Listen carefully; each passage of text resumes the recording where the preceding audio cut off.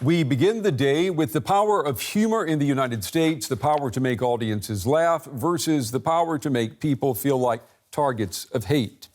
This week, employees at Netflix protested the airing of one of the streaming giant's most successful shows.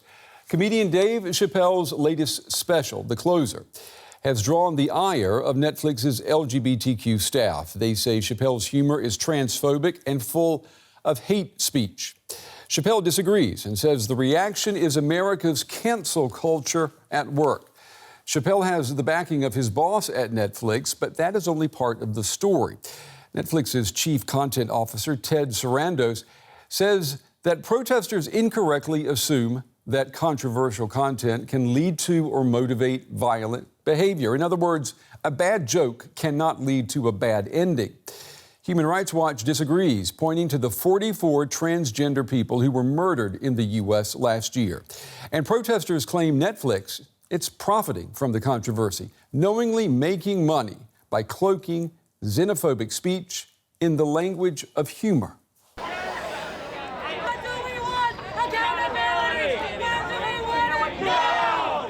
The protesters from both in and outside Netflix were angry about comments made by Dave Chappelle and by the streaming giant's lack of response.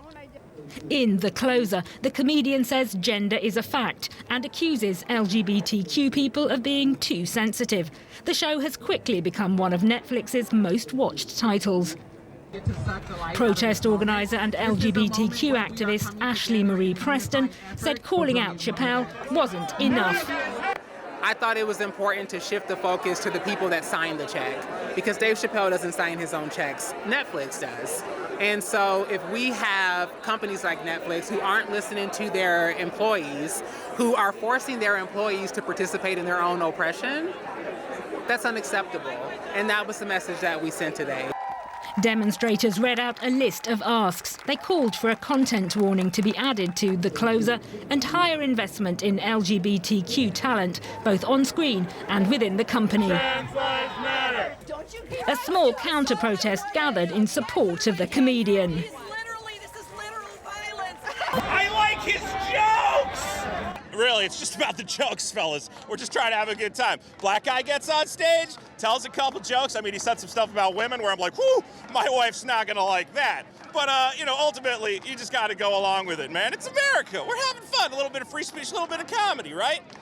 LGBTQ groups say studies have linked on-screen stereotypes to real-world harm.